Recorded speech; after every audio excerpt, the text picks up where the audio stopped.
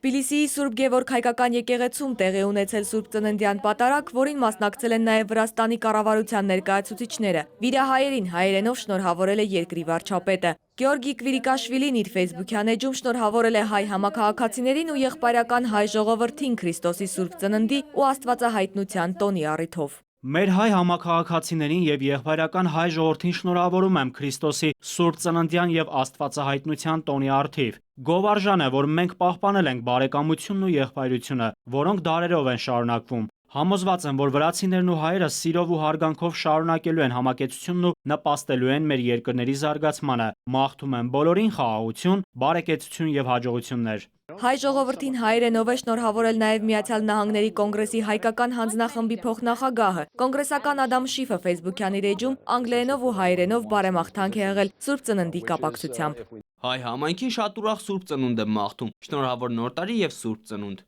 Հայ ժողովրդին Ամանորի ու Սուրբ Ծննդի կապակցությամբ տեսաուղերձով շնորհավորել է Հայաստանում Եվրամիության պատվիրակության ղեկավարը։ Դեսպան Սվիտալսկին խաղաղություն ու բարեկեցություն է մաղթել հայերին հայերենով։ Մաղթում եմ կախախություն եւ բարեկեցություն